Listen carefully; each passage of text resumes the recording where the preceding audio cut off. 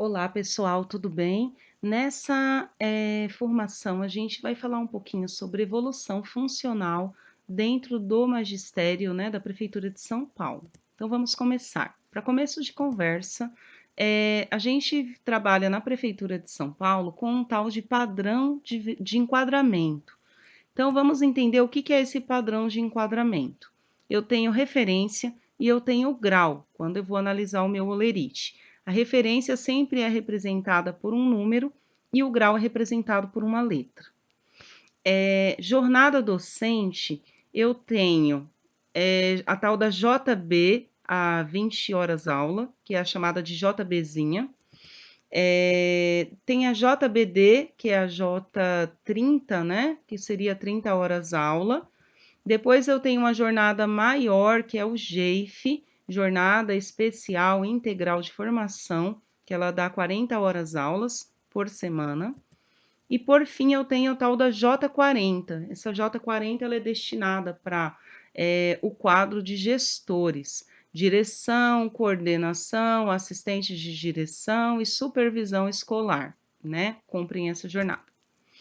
E aqui eu trouxe como exemplo uma jornada JBD, né? Então, esse daqui é o quadro, a tabela de vencimentos que eu retirei do sindicato, né? Do SINPEM.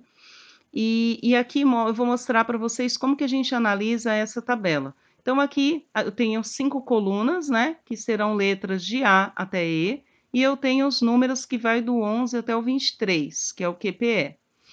Então, aqui, por exemplo, se eu quero saber qual é o salário de uma pessoa que tem o QPE 17B, por exemplo, então eu vou fazer esse cruzamento. Desço no B até a linha do 17, cruzo aqui linha e coluna, e eu vou chegar nesse valor, que é o valor que corresponde ao padrão de vencimento para essa pessoa. E com isso você consegue analisar a tabela inteira e verificar com determinado QPE quanto que você vai estar recebendo dentro dessa jornada, tá? Essa daqui é uma jornada um pouco menor, não tem aquele período formativo. Aqui agora eu vou falar um pouquinho para vocês que a gente tem duas formas de evoluir na Prefeitura de São Paulo, né? O evoluir ali entre aspas, né? Para professores que são categoria 3. Categoria 3 são aqueles que já têm um diploma de curso superior, uma licenciatura plena, né? Em algum componente curricular. Então, eu tenho a evolução funcional.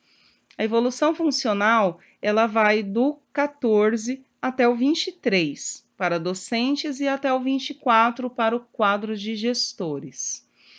E eu tenho uma outra forma também de promoção que a gente chama, que é por merecimento ou antiguidade. E esses são aquelas letras que vão do A até o E. Então, eu vou falar um pouquinho da evolução funcional, primeiro, né? Então, ao ingressar na rede, uma pessoa com curso superior, né, com a licenciatura plena, entra como 14, e a letra A. A primeira evolução ocorre após o estágio probatório, geralmente 3 anos. Caso essa pessoa tenha pego licença de saúde, alguma coisa do gênero, esse período pode aumentar um pouco ou até muito, né? E na primeira evolução vem o pulo do gato, é permitido saltar referências. Então, a pessoa está aqui na referência 14, ela consegue pular para o 16 ou para o 17 ou até mais, contanto que ela tenha cursos válidos dentro desse período, né? A partir do ingresso. E após a primeira evolução, não tem mais como dar esses saltos que o Homer está dando. Então, passa a ser um processo anual. Você precisa ficar um ano dentro do mesmo número, né? E aí você consegue mudar de referência no ano seguinte.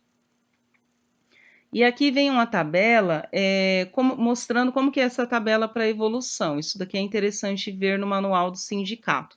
Então, vai contar para sua evolução funcional o tempo na carreira do magistério, que seria o tempo de efetivo exercício ou contrato na Prefeitura de São Paulo.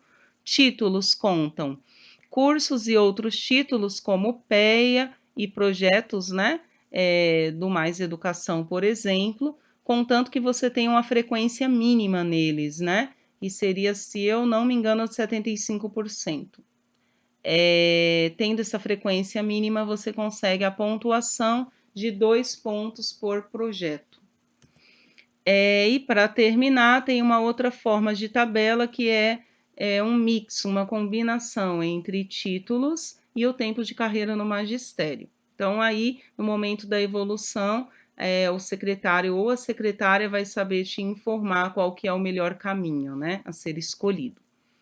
E aqui eu coloquei um exemplo, tá? Um exemplo de pontuação para evolução. Então, digamos que essa pessoa aqui entrou e ela quer ir direto para o 17, ela quer dar esse salto, né? Duplo carpado, do 14 para o 17. Então, aqui mostra a pontuação que ela precisa. Então, se for para o 15, 9 pontos, se for para o 16, ela precisa de 22,5, e se for para o 17, ela precisa de 36,5. Dá para ir? Dá. Então, aqui eu coloco aqui alguns exemplos de o quanto que vale cada curso que você fizer. Licenciatura plena, 5 pontos, bacharelado, 4 pontos, mestrado, 9, doutorado, 10, especialização vale 3, porém, você só pode fazer no máximo 3, né? Você vai ter no máximo 9 pontos. Extensão de 30 horas vale meio ponto. E aqui na frente você pode fazer 2. Extensão de 6 horas, de 100 horas, você pode fazer 2 e vale 1,5 cada. Cursos de SME maravilhosos, valem 1 ponto cada, então você pode ter 4. Cursos do sindicato vale meio ponto, você pode fazer 6, né, e ter 3 pontos. O PEA e outros projetos valem 2 pontos cada, então você pode ter no máximo 6 por ano.